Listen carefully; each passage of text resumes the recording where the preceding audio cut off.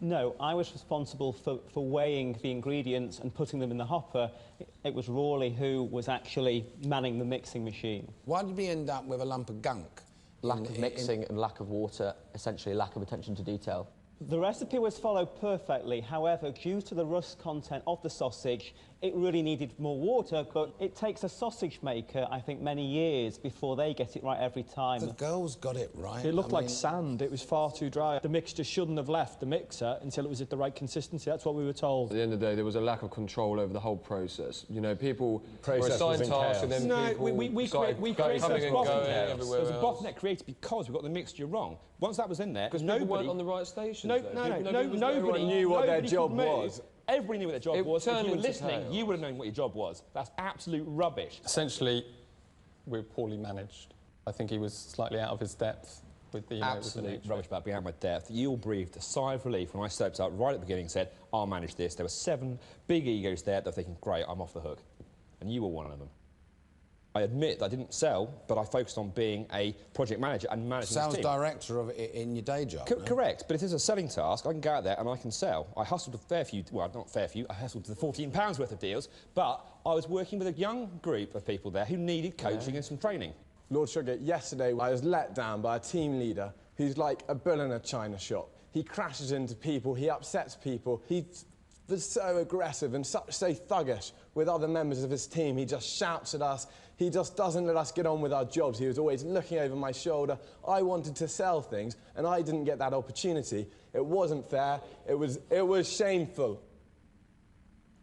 Stuart, I'd also like to say, on the market side, I had to rein Stuart in because he was becoming quite... You did mention that to me? Embarrassed. And I said it to Stuart, it became disgusting. He was shouting down Portobello Road Market. Exactly. That's exactly how a market stall works. It's not the place to be there in a suit and tie and say, excuse me, would you like a meeting? I have to say, I think your very aggressive sales pitch put a lot of people off, from what I witnessed. It was cringeable. Well, the next move is really that you as the team leader are going to have to decide which 2 people you think need to come back in this boardroom. Alex and Stuart. OK? Well, you are the gentleman. I'll see you on the next task. Thank you. Thank you, Lord Sugar.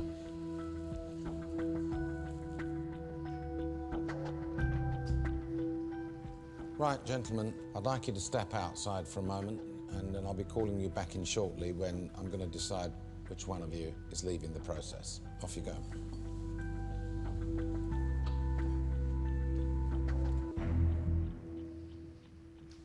That was the boys' team, was it? Because they were arguing like a bunch of old washerwomen. It was like that throughout the entire process. Dan, he was very much the dictator. I saw a lot of finger-pointing and arm-folding and not a lot of doing, I'm afraid. Cocky sort of chap. I mean, Stuart, in that market, Jamie was right. His aggression was certainly putting people off. All I saw Alex do was stand behind the griddle. I think he sold the lowest amount in the market. Hello? Yeah, send the 3 of them in, please. Lord Sugar will see you now.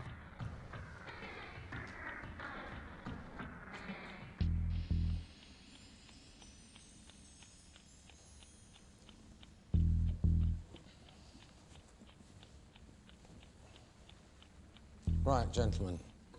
Stuart. Yes, Lord Sugar? There's been some complaints, you know, made about your aggressive style by some of your colleagues. Yep. And also Karen here.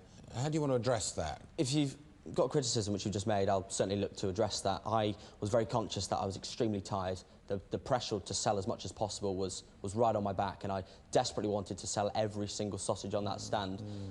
I certainly sold, if not the most... You didn't sell the most, no.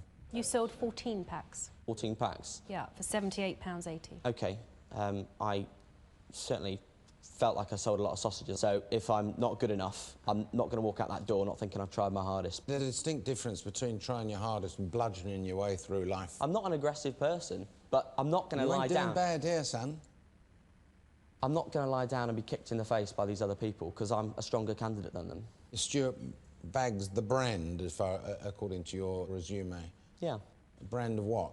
I think I'm completely unique. I'm 21, and the success I've achieved so far, you don't get being run-of-the-mill. There aren't many 21-year-olds, certainly it's not the majority of 21-year-olds that are in my position. Your worst qualities, in your own admission, is that you don't like accepting criticism. Come here, and that's what you're going to get if things go wrong. Lord Sugar, I'm sat across the boardroom table is one of the most successful people, if not in Britain, in the world. If you give me criticism, you're exceptionally well placed to make that. What I'm saying in my CV is that I don't accept criticism well from people. From him, for example. Exactly. I think he's got complete arrogance about him, a complete arrogance streak, and I don't think he's in a position You don't think he was a good team leader? I think he was a terrible team leader. Well, Dan, what have you got to say to defend yourself? Because there ain't been a good word spoken about you by anybody yet. Yeah, I'm quite surprised there's not been a good word spoken. I put myself forward to be the project manager. Yeah, that's about the only good thing, right? So I got one good thing. What I did, Lord Sugar, was I managed the team. I made decisions and I made sure this team resulted in a profit. You never got your hands dirty once. I certainly managed the group. You said you were managing the group in the sales, but you never sold anything really of any value. I did sell. How much did you sell? Let's not make this about the sales numbers. Ultimately, well, it is, because you said that you were leading the sales team. You've got relevance. You're sales director. What I and did you said that you were leading the team. You can lead and sell. You can lead and sell. You don't need to not be selling while you're leading. You can lead and sell at the same time. You're talking an awful lot, Stuart. What I did was manage the team. You were the one that was argumentative throughout. You talked over everyone, specifically me. And do you know what? Did you witness this type of stuff, Alex? Dan, I wouldn't call it managing, I'd actually call it bullying. You know, Dan acted like a dictator yesterday. From the outset, he made quite clear, I'll make the orders, you'll do the work. Dan, why did you bring Alex back in this boardroom? I brought him back in for two reasons. One was the issue with the sausage-making process. We delayed us for over an hour, hour and a half. I hold him responsible for that. It was a fairly simple task to measure out the ingredients and tip them into a hopper. Dan, how many sausages did you make yesterday? What I did was I managed the team that produced over 1,100 sausages. That's, on a calculator, naught, I think. Well, it's not about producing the sausage yourself. It's about leading the team that went to profit. Why can't you manage and make and My manage and sell? role was team manager. I managed the team. I'm not afraid to get my hands dirty. You never got your hands dirty. No, I do get my hands dirty. You lead by example. You might do, That's but you never did. Well, neither of you put yourselves forward to manage this team. Why did you bring Stuart into this boardroom? I'd love to know. Yeah, Stuart wasn't actually going to And just shut up for a minute, will you? Open your mouth. I won't speak again. I want to hear what he's got to say. Stuart was aggressive and was argumentative towards customers. We'd now seen your sales figures weren't nearly as good as the bluff you've given me so far. But they're how much better than yours? Stuart, speak when you're spoken to. OK. So, Dan, having listened to this kind of tirade, can you give me any credible reason why I shouldn't fire you? Yeah, I'm an entrepreneur. I've got an eye for the deal. Yeah, can I just stop you there 1 minute? An entrepreneur... Correct. It's not something you call yourself. It's normally something that other people observe. It has been observed, perhaps not by yourself yet. It was once worth $2.5 million, but you lost it all. Pretty much, yeah. I'm fighting back. A lot of good people have had failures, but I've had success and I'm fighting back. So who should be fired then here today? It's not my decision Well, I'm asking your suggestion. You're an entrepreneur. You're a leader of men. I've brought in two people that I think deserve to be fired on the back of this task. Both of them, then? If you could. I can do that. And why shouldn't I fire you, Stuart? Lord Sugar, I'm passionate, I'm a grafter. There are always words used in this boardroom, and I'm all of those things, but I'm not a cliche. If you throw 100 grand a year at any of these people, it's going to go down the drain and you won't get a maximum return. If you give me 100 grand a year, I will deliver to you 10 times that. And if I don't, take it back. I'll give it back to you, a money-back guarantee. I'm that confident. And that's why you shouldn't fire me, Lord Sugar. I had an offer like that from Nigeria once, but funnily, it didn't transpire. I'm glad an opportunity comes along with absolutely no risk, and that is hiring me, because you can have your money back if I don't make it for you. Alex, same question to you. For the past 2.5 years, I've been working for one of Britain's top entrepreneurs. Somebody like him wouldn't have had me He's there. let you go, though, yeah? He's let you go, unfortunately, yeah? Many, many people have been made redundant in these times through no fault of their own. Good, talented, honest people. You know, I'm one of those people. But I'm here, and I promise you that, you know, if you give me this opportunity, I will not let you down, and you can have that assurance. OK. Well, gentlemen, I think I've heard enough, really. This was the first task. It was a tough task. Working through the night, It was done for a deliberate reason, you know, just to see what you're like under pressure. Then, the message from your 7 colleagues is not good.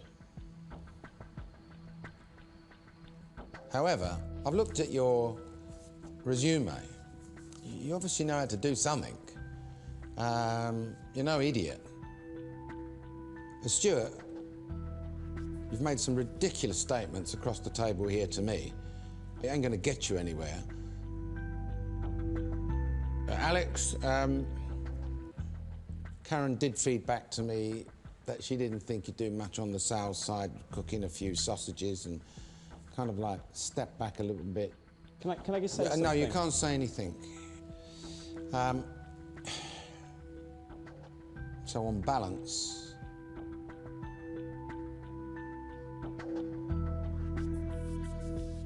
the failure of the task in this particular case was down to the team leader.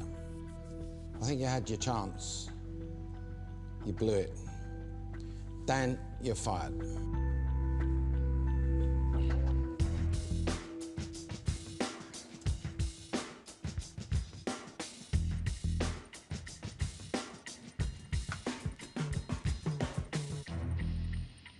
Okay, go back to the house.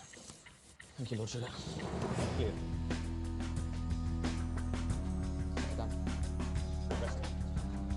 Good luck. Not one person came to his support out of the whole 7 people, so it's got to give you a message. This young lad, Stuart, though, I mean, he's also a handful. And I was halfway to getting rid of 2 of them today, to be honest with you. I have to tell you, I ain't putting up with him for much longer.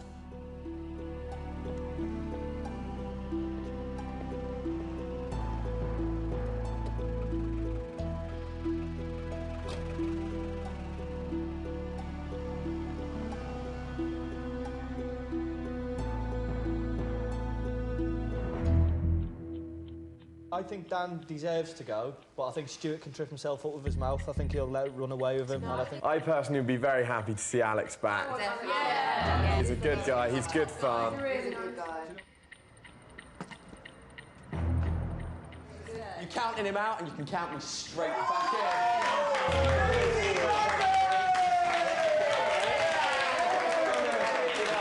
Felt like I climbed Mount Everest. But listen, I'm so glad he took me into the boardroom because it felt so good to stack and go!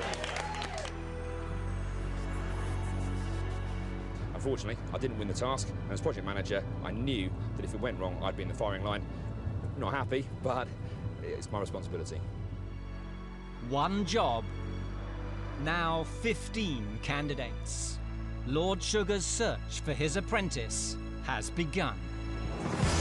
Next time...